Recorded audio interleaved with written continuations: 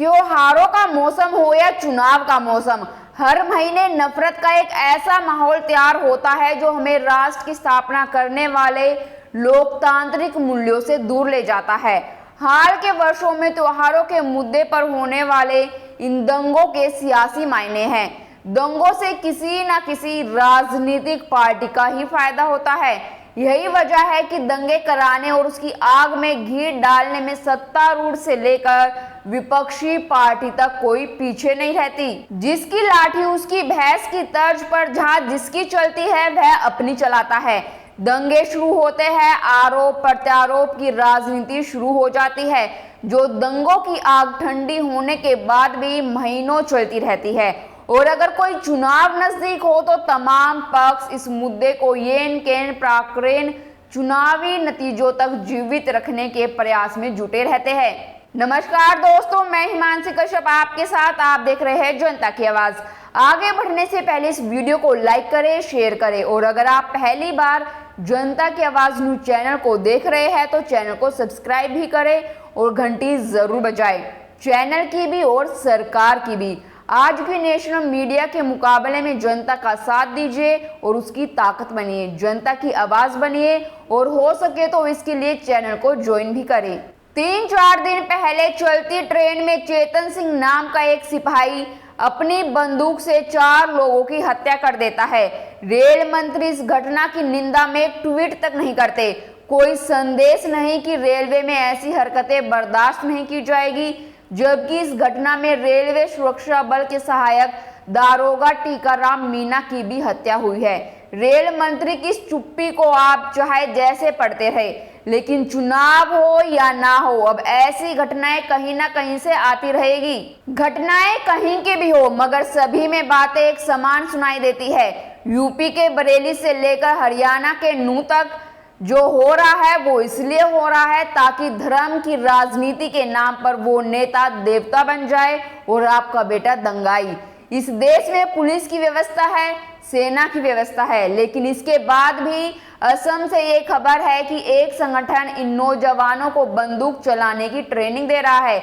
इस लड़ाई ने समाज को बीमार कर दिया है और समाज ने इस बीमारी को राजनीतिक रूप से गले लगा लिया है, क्योंकि बिना समाज की सहमति और भागीदारी के ये बीमारी नहीं फैल सकती। इस बीमारी को हरियाणा के नूंह में 6 घंटे तक दंगा होता रहा। दोनों समुदायों की तरफ से फायरिंग हुई, 150 गाड़ियां जलाई गई, 6 लोग मारे गए। लेकिन इस दौरान पुलिस कहाँ थी? ब्रजमंडल यात्रा के लिए 900 पुलिस वाले तैनात थे।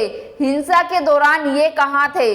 सवाल यही है कि जब ब्रजमंडल यात्रा से पहले ही सोशल मीडिया पर मोनू मानेसर, वीएचपी और मुस्लिम पक्ष के लोगों के बीच बहस शुरू हो चुकी थी, तो पुलिस ने एहतियात क्यों नहीं बरती?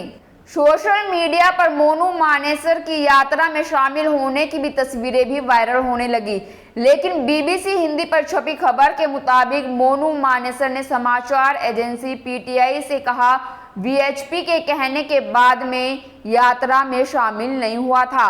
गौरतलब है कि मोनू मानेसर नासिर जुनैद की हत्या के मामले में फरार आरोपी है। यात्रा नल्हड़ के नल्हड़ेश्वर मंदिर से शुरू हुई थी। मंदिर के केयरटेकर और यात्रा में शामिल लोगों के मुताबिक दंगा भड़का तो मंदिर में 4000 से ज्यादा लोग फंसे हुए थे। इस भीड़ को संभालने के लिए मंदिर के गेट पर 10 पुलिस वाले भी मौजूद नहीं थे। मंदिर में फंसे लोगों ने बताया कि उपद्रव के दौरान मंदिर के अंदर भी गिने चुने पुलिसकर्मी थे। हालात को काबू में करने के लिए महाअतिरिक्त सुरक्षा बल भेजे गए। कुछ जिलों में धारा 144 लागू कर दी गई और आसपास के इलाकों में इंटरनेट सेवाएं बंद कर दी गई। यानी धार्मिक आयोजन के रूप में जिस यात्रा का हासिल सद्भाव का संदेश होना चाहिए था, वह हिंसक संघर्ष के रूप में तब्दील हो गया। कांग्रेस के वरिष्ठ नेता रणदीप सिंह सुरजेवाला ने इस घटना को लेकर राज्य की खट्टर सरकार पर तीखा हमला करते हुए कहा कि सरकार के पास यात्रा के दौरान बवाल होने की आशंका के संबंध में इंटेलिजेंस इनपुट पहले से ही मौजूद था। इसके बावजूद सरकार हाथ पर हाथ धरे बैठी रही और हिंसा की घटनाओं को रोकने के लिए पहले से कोई तैयारी नहीं की गई। सरकार को इस बात का जवाब देना चाहिए कि हिंसा के संबंध में इनपुट होने के बावजूद कोई कदम क्यों नहीं उठाया गया? ऐसे नाजुक मौके पर नूह के एसपी को छुट्टी की इजाजत कैसे मिली? मानेसर हत्या का आरोपी है और उसकी ओर से भड़काऊ पोस्ट किए जाने के बावजूद उसकी गिरफ्तारी नहीं की गई। इसके विपरीत राज्य के गृह मंत्री अनिल विज मानेसर को क्लीन चिट दे रहे हैं। सवाल ये है कि आखिर वे कौन लोग होते हैं जिन्हें ऐसे आयोजनों में अचानक से दिक्कत हो जाती है, या कोई अपनी मंशा के मुताबिक चलने के लिए कानून तक को ताक पर रखने से नहीं चकता। विडंबना यह है कि किसी धर्म से जुड़े ऐसे जुलूसों को अराजक हो जाना आम होता जा रहा है। पिछले हफ्ते शनिवार को राजधानी दिल्ली के नांगलोई इलाके में मुहर्रम के जुलूस के दौरान जब एक समूह को तय मार्ग से अलग रास्ते पर जाने से रोका गया, उसमें शामिल लोगों ने तोड़फोड़ मचा दी और हिंसा पर उतर आए। ऐसे जुलूस निकालने वाले लोगों को आखिर किन वजहों से प्रशासन की ओर से तय किए गए मार्ग से अलग किसी और रास्ते पर जाना जरूरी लगने लगता है? क्या इसके पीछे कोई अन्य मंशा काम कर रही होती है? अगर सोशल मीडिया पर यात्रा से पहले ही इस तरह की बयानबाजी हो रही थी, तो यात्रा के दिन उसने ऐसे वीडियो वायरल होने से रोकने के लिए तैयारी क्यों नहीं की? इस दौरान साइबर सेल क्या कर रहा था? मुसहर दंगे की आग में जल रहा था। तब जिले की फोर्स रेवाड़ी में वीआईपी ड्यूटी में भी लगी थी। भले ही एसपी पर्याप्त जवानों की तैनाती की बात कर रहे हैं, लेकिन 100 से ज्यादा जवान रेवाड़ी जिले में थे।